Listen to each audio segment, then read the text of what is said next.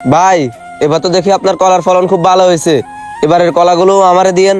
অবশ্যই আপনাকে দিব, সবসময় তো আপনাকেই দেই। ভাই একটু দামটা বাড়ালে ভালো হয় না? একবারে কম দাম হয়ে যায় তো। আচ্ছা চলেন আগে আপনার কলাগুলো দেখি, তারপর দামের ব্যাপারে কথা বলতেছি। আচ্ছা আসেন। ভাই দেখেন, আগে তো অর্ধেক জমিতে কলা গাছ ছিল, আর এখন পুরো জমিতে কলা চাষ করছি। আসলে ভাই আপনি একজন সফল কলা উদ্যোক্তা। তো ভাই আপনার ফলন তো মোটামুটি প্রতিবার আলহামদুলিল্লাহ ভালোই হয়, এখান থেকে তো আপনি মোটা অঙ্কের একটা টাকা লাভ করেন। তো এবার আমাদেরকে একটু কমাই দিয়েন। ভাই কম দামে কিভাবে দিই বলেন? ঔষধ সারের যে দাম বাড়ছে, এইতে তো কম দামে দেয়াই যায় না।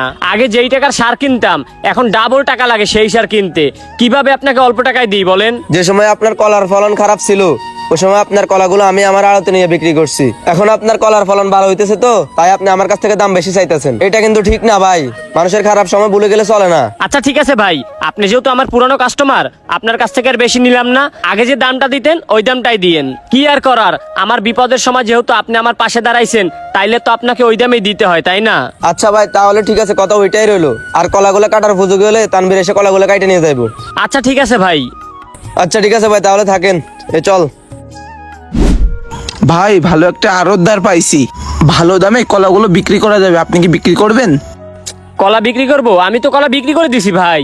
সমস্যা নেই, বেশি দাম দিয়েই পাবেন। আমি তো শুভ ভাইরে কথা দিয়ে দিছি কলা বিক্রি করার জন্য, কিন্তু ওই জায়গা থেকে গেলে তো আবার গাদ্দারি হয়ে যায়। কিসির শুভ? ওর থেকে 50 টাকা আমি বেশি দেবো, কোনো সমস্যা? চলেন যাই। কি 50 টাকা বেশি? আচ্ছা ঠিক আছে ভাই, আপনি তারা কালকে নিয়ে আসেন। আচ্ছা ঠিক আছে। আচ্ছা ঠিক আছে, থাকেন তাইলে, আমি যাইগা। ভাই এই লোক নাকি? হ্যাঁ ভাই। ভাই এই যে দেখেন আমার কলা বাগান, আলহামদুলিল্লাহ এবারে ফলনটা ভালোই হয়েছে। হ ভাই, দেখতেছি তো ফলন ভালোই হয়েছে। তা কলার দাম কিরকম কি?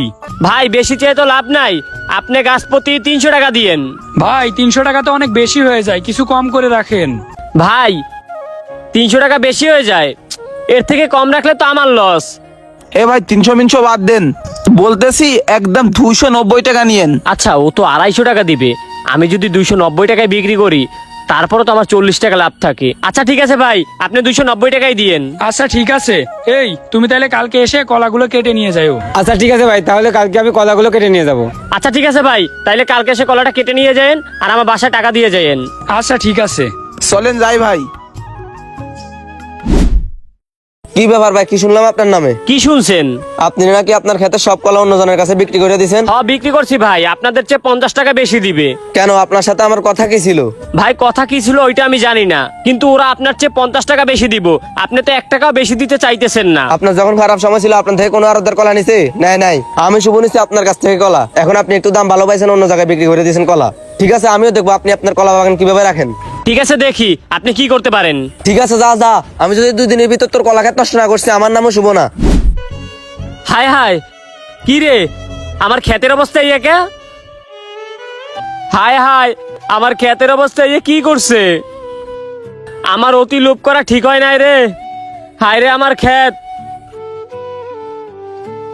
শুভ ভাই তো আমাকে হুমকি দিছিল, মনে হয় শুভ ভাই এরকম করছে রে। আমার সব শেষ। আসলে আমাদের অতি লোভ করা কখনোই ঠিক না।